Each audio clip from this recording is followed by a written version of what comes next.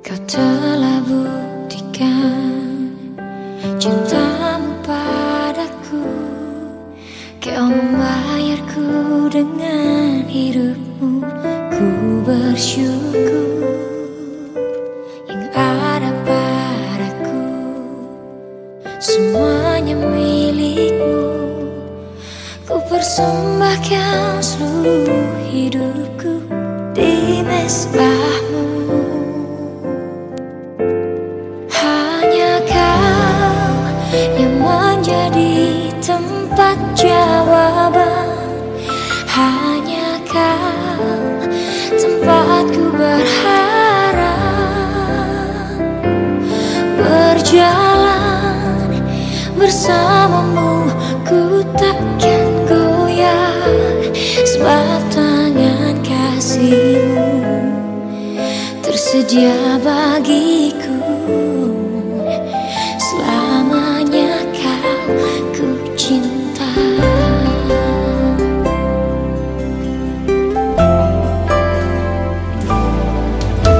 Yang ada padaku semuanya milikmu. Ku persembahkan seluruh hidupku di mezbahmu. Hanya kau yang menjadi tempat jawaban. Hanya kau tempatku berharap. Berjalan bersamamu ku takkan goyah, sebab tangan kasihmu tersedia bagiku. Selamanya kau ku cinta. Hanya kau yang menjadi tempat jawaban. Hanya kau tempatku berharap.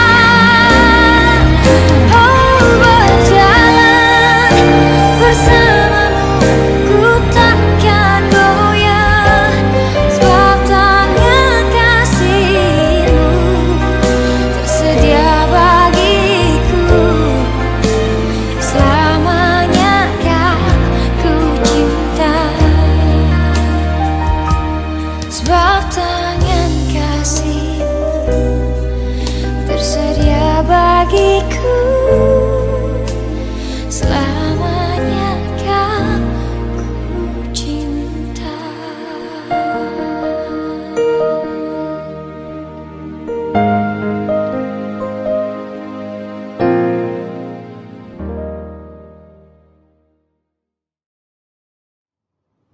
Shalom, selamat sore ibu-ibu yang dikasihi Tuhan. Sebelum kita mendengarkan firman Tuhan pada sore hari ini, mari kita berdoa. Bapa kami yang di surga, kami sungguh bersyukur untuk kasih dan kebaikan Tuhan dalam kehidupan kami. Terima kasih untuk sore hari ini, ada waktu bagi kami untuk kami boleh bersama-sama merenungkan firman Tuhan. Tolong kami Tuhan, supaya kami boleh menghidupi firman Tuhan di dalam kehidupan kami. Dalam Kristus Yesus, Tuhan dan Juru Selamat kami berdoa. Amin. Ibu-ibu yang dikasihi oleh Tuhan Yesus Kristus, pada sore hari ini kita akan bersama-sama merenungkan firman Tuhan dari 1 Samuel pasal yang pertama, ayatnya yang ke-9 dan 10. Demikianlah firman Tuhan. Pada suatu kali setelah mereka habis makan dan minum di Silo, berdirilah Hana, sedang Imam Eli duduk di kursi dekat tiang pintu bait suci Tuhan. Dan dengan hati pedih ia berdoa kepada Tuhan sambil menangis terseduh-seduh. Ibu-ibu yang dikasihi Tuhan, pada sore hari ini kita akan merenungkan firman Tuhan dengan tema Tuhan penolongku.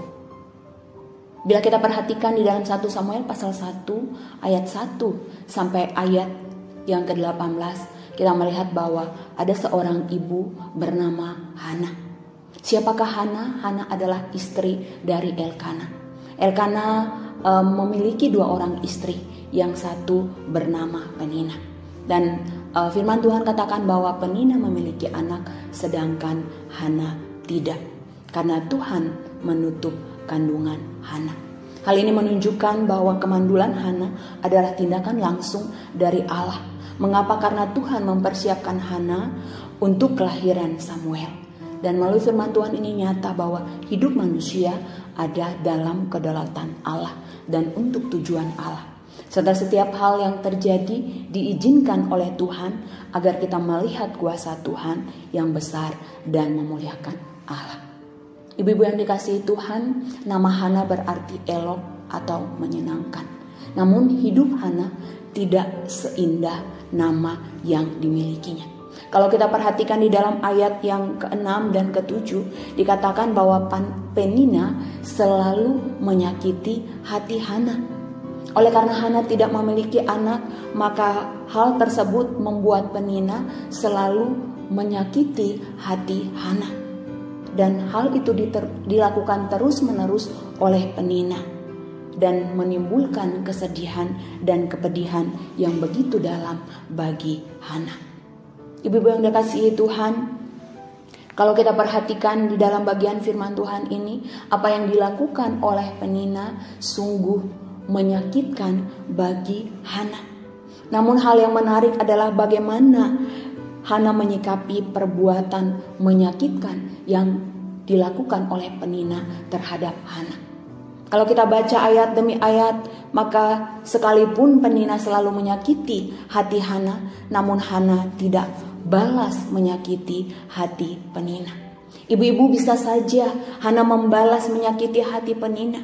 Bisa saja Hana berkata kepada Penina, "Gak apa-apa, saya gak punya anak. Yang penting Elkana begitu mencintai saya." Bisa saja Hana beradu argumen dengan Penina. Tetapi hal itu tidak dilakukan oleh Hana. Tetapi kita perhatikan bahwa kesedihan dan luka yang dalam yang dialami Hana itu membuat Hana untuk mengandalkan Tuhan di dalam kehidupannya. Hana tidak kecewa kepada Tuhan atas perbuatan menyakitkan yang dialami dan protes kepada Tuhan. Tetapi di dalam ayat yang ke-9 dikatakan bahwa dengan hati pedih Hana berdoa kepada Tuhan sambil menangis terseduh-seduh. Ibu-ibu yang dikasihi Tuhan, Hana membawa seluruh kesedihannya. Hana membawa seluruh luka dan kepedihannya kepada Tuhan di dalam doa yang sungguh-sungguh. Hana tidak menyerah dengan keadaan pahit yang dialaminya, namun Hana mencari Allah. Hana menyerahkan sepenuhnya pergumulannya kepada Tuhan di dalam doa. Ibu-ibu yang dikasihi Tuhan, melalui firman Tuhan ini kita semua diingatkan bahwa ketika kita menghadapi pergumulan di dalam kehidupan kita dan kita merasa tidak berdaya, maka bawalah pergumulan kita kepada Tuhan di dalam doa. Carilah Tuhan, andalkanlah Tuhan, percayalah bahwa Tuhanlah yang akan menjadi penolong kita. Atau mungkin ada di antara kita katakan bahwa saya sudah berdoa, bahkan saya sudah berpuasa, tetapi kenapa masalah saya tidak juga selesai? Lalu begitu, apakah saya harus terus-menerus berdoa kepada Tuhan? Firman Tuhan katakan ya. Sekalipun doa kita seolah belum dijawab, kita harus terus-menerus berdoa. Paulus katakan tetaplah berdoa, bersukacitalah dalam pengharapan, sabarlah dalam kesesakan, dan bertekunlah dalam doa. Ibu-ibu yang dikasihi Tuhan, sebagai manusia biasa, kadang kalau kita berdoa, kita maunya Tuhan jawabnya cepat. Kalau Tuhan tidak langsung jawab, kita kemudian malas berdoa. Tetapi firman Tuhan mengingatkan kita bahwa Tuhan selalu mendengarkan doa kita. Yang harus kita lakukan adalah terus-menerus berdoa. Dan percaya bahwa Tuhan akan menjawab doa-doa kita sesuai waktunya Tuhan, bukan waktu kita. Sesuai rencananya Tuhan, bukan rencana kita. Pertanyaannya adalah bagaimanakah dengan kehidupan doa ibu-ibu dan juga saya di tengah pandemi ini? Apakah dengan begitu banyak pergumulan yang kita hadapi, apakah di tengah pandemi ini doa kita semakin kencang ataukah doa kita semakin lemah? Seharusnya ibu-ibu sebagai orang percaya, kita semakin banyak pergumulan, semakin banyak tantangan, maka seharusnya kita semakin banyak berdoa. Doa memberi kekuatan. Doa merubah cara pandang kita di dalam menyikapi masalah. Dalam 1 Samuel 1 ayat 18 dikatakan bahwa setelah berdoa Hana mengalami perubahan. Bila dalam ayat 10 tadi Hana datang kepada Tuhan dengan hati yang pedih dan menangis terseduh-seduh, maka di ayat ke-18 dikatakan bahwa Hana keluar dengan muka yang tidak muram lagi dan ia mau makan. Apa yang dialami oleh Hana mengingatkan kita semua bahwa selama kita hidup di dunia, kita tidak akan pernah luput dari pergumulan. Namun ketika kita membawa pergumulan kita kepada Tuhan, maka Tuhan akan menolong kita, memberi kekuatan kepada kita, dan menolong kita untuk menyikapi cara pandang kita dalam perspektif Tuhan. Sehingga sekalipun dalam masalah, iman kita akan tetap teguh di dalam Tuhan. Ibu-ibu yang dikasihi oleh Tuhan Yesus Kristus, bila kita perhatikan di dalam bagian firman Tuhan ini, Tuhan tidak membiarkan Hana terus-menerus hidup di dalam penderitaan. Di dalam ayat yang ke-20 dikatakan bahwa Tuhan mendengar doa Hana. Tuhan menjawab doa Hana sesuai waktu dan kehendak Tuhan. Firman Tuhan katakan, maka setahun kemudian mengandunglah Hana dan melahirkan seorang anak laki-laki. Ia menamai anak itu Samuel, sebab katanya, aku telah memintanya kepada Tuhan. Dan bagian firman Tuhan ini mengatakan ibu-ibu dan juga saya, bahwa ketika Tuhan yang membuka jalan, maka tidak ada seorang pun yang bisa menutupnya. Dan kita melihat bahwa ketika kita menyerahkan masalah kita kepada Tuhan, maka apa yang mustahil, apa yang tidak mungkin pun menjadi mungkin oleh karena tangan Allah yang berkuasa. Ibu-ibu yang dikasihi Tuhan, Tuhan tidak membiarkan Hana terus-menerus hidup dalam penderitaan. Demikian juga dengan kita. Ingatlah bahwa untuk semua masalah yang kita hadapi, semua ada masanya. Gak mungkin untuk selama-lamanya Tuhan membiarkan kita terus-menerus hidup di dalam penderitaan. Yang harus kita lakukan adalah tetap percaya kepada Tuhan. Tetap hidup dalam jalan Tuhan. Jangan kita kompromi dengan dosa. Jangan kita bertindak seolah kita lebih pintar dalam kita menyelesaikan masalah. Sehingga kita susun cara-cara duniawi yang dibungkus rapi sehingga terlihat rohani. Dan kita kemudian membanggakan diri kita seolah kita pintar di dalam menyelesaikan masalah kita. Namun mari kita belajar, mintalah hikmat Tuhan untuk menolong kita, menuntun kita menghadapi setiap masalah yang kita hadapi. Ibu-ibu yang dikasihi oleh Tuhan Yesus Kristus, saat ini apakah yang menjadi pergumulan kita? Apakah yang menekan hidup kita? Adakah kita mengalami ketidakadilan? Adakah kita mengalami perlakuan jahat, tekanan dari orang lain yang membuat hati kita sakit dan pedih? Mari belajar dari firman Tuhan pada sore hari ini. Mari kita bawa semua itu kepada Tuhan dalam doa yang terus-menerus. Mari kita tetap andalkan Tuhan, jangan andalkan manusia. Mengapa jangan andalkan manusia? Karena ketika kita mengandalkan manusia cepat atau lambat, kita akan kecewa. Karena sehebat apapun manusia, manusia adalah makhluk yang terbatas. Terbatas untuk mengasihi kita, terbatas untuk menolong kita, terbatas untuk memahami masalah kita. Ibu-ibu yang dikasihi Tuhan, Mazmur 62 ayat 9 firman Tuhan katakan, percayalah kepadanya, percayalah kepada Tuhan setiap waktu, hai umat. Curahkanlah isi hatimu di hadapan Tuhan. Tuhanlah tempat perlindungan kita. Ibu-ibu yang dikasihi Tuhan, hanya ketika kita dekat dengan Tuhan, maka kita akan mengalami ketenangan. Karena Tuhanlah harapan kita, Tuhanlah penolong kita, Tuhanlah kekuatan kita di dalam menghadapi pergumulan. Hana sadar bahwa sekalipun Elkana begitu mencintainya, namun Elkana terbatas untuk menolongnya. Elkana terbatas untuk mengerti isi hatinya, untuk memahami, untuk merasakan apa yang dialami oleh Hana. Oleh karena itu dengan iman, Hana datang kepada Tuhan dalam doa. Hana percaya bahwa Tuhanlah harapannya. Hana percaya bahwa Tuhanlah penolongnya yang sejati. Hana percaya bahwa Tuhanlah yang paling memahami apa yang ia alami dan rasakan. Bagaimanakah dengan ibu-ibu dan saya? Sudahkah kita dengan iman meyakini bahwa Tuhanlah penolong kita yang sejati? Sudahkah kita mempercayakan seluruh pergumulan hidup kita kepada Tuhan di dalam doa? Ibu-ibu yang dikasihi oleh Tuhan Yesus Kristus, sedekat apapun kita dengan orang lain, dengan pasangan kita, dengan sahabat kita, dengan anak kita, mereka terbatas untuk memahami kita. Hanya Tuhanlah yang paling memahami kita, yang paling mengerti isi hati kita, dan Ia yang paling memahami kita lebih dari diri kita sendiri.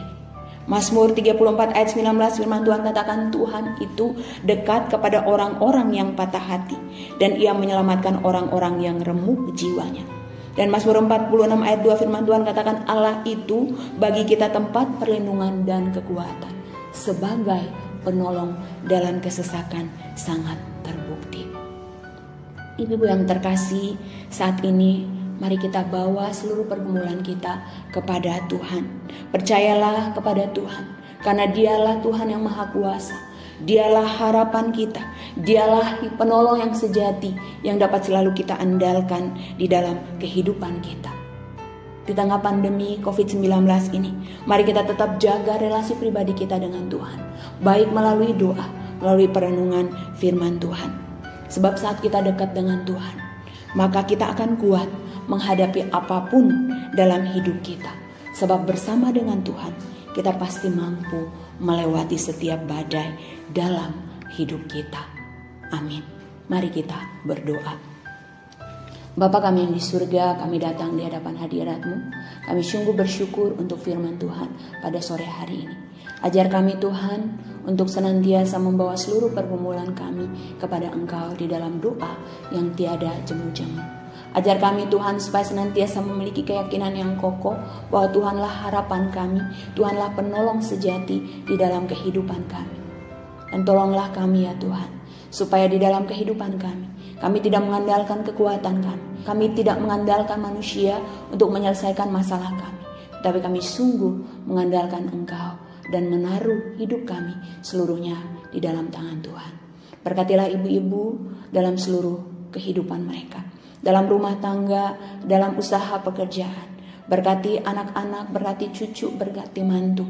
Biarlah keturunan kami menjadi keturunan yang hidup mengandalkan Tuhan. Dan berkati kami agar kami boleh menjadi wanita-wanita Kristen yang menjadi teladan iman di tengah keluarga, di dalam kehidupan gereja maupun dimanapun kami berada.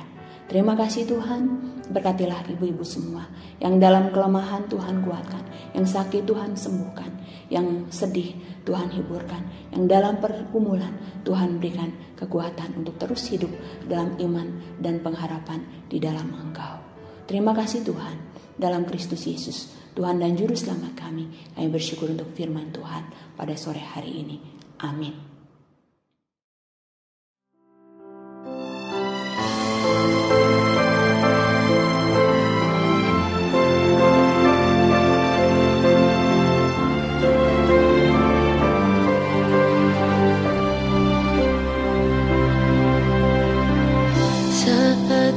Dalam kesesakan yang ku harap hanya Kau Tuhan. Saat badai hidup menerpa, masih ada Tuhan bagiku.